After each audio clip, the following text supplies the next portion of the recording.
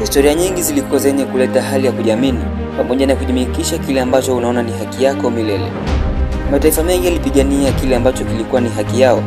Je, taifa la Kenya lilipitia madhaibu gani katika kutetea haki walionayo kwenye ardhi yao? Miaka nyuma kabla ya uhuru, ardhi ya Kenya haikuwa tulivu. Anga lilikuwa zito, mioyo ya watu ilikuwa na hasira na matumaini yalikuwa yamefunikwa na kivuli cha ukandamizaji.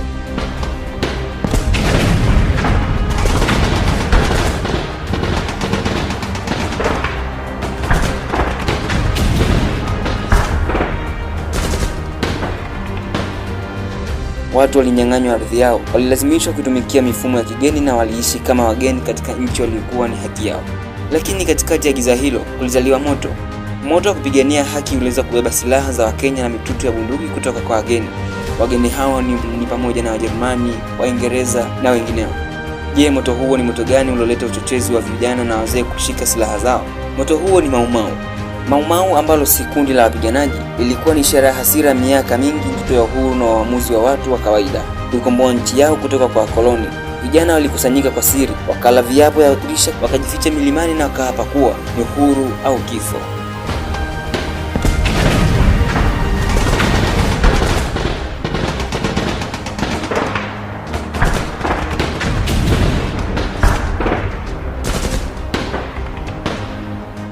Serikali ya mkoloni ilipigwa na butwaa. Wakoloni waliona Mau Mau kama jinamizi lililokuja kuzima ndoto yao ya kutawala milele.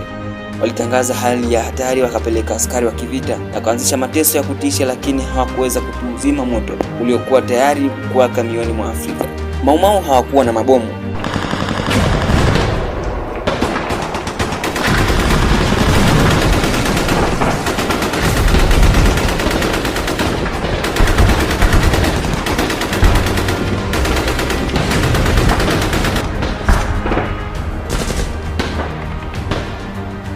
Hawakuwa na ndege za kivita, lakini walikuwa na kitu ambacho Uingereza haikuwa nacho: imani isiyotikisika kwamba ardhi yao ni yao, kwamba uhuru sio zawadi, ni haki.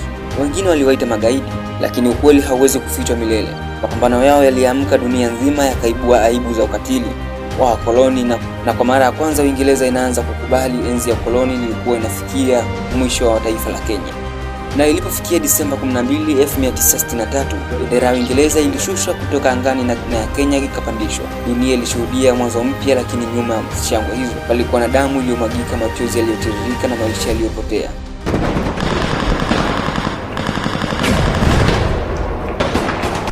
Yote kwa ajili ya jina moja ambalo ni uhuru. Na hii si hadithi ya zamani, pia ni ukumbusho kwamba uhuru ulionao leo ulipiganiwa na mashujaa wetu walioleta jina la uhuru.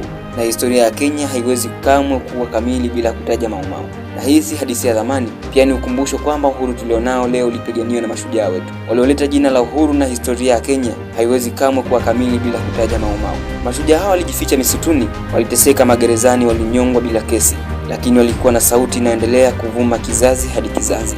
Mau Mau sio hadithi ya kuogopwa, ni hadithi ya kusimuliwa kwa sauti, kwa picha na kwa vizazi vyote vijavyo.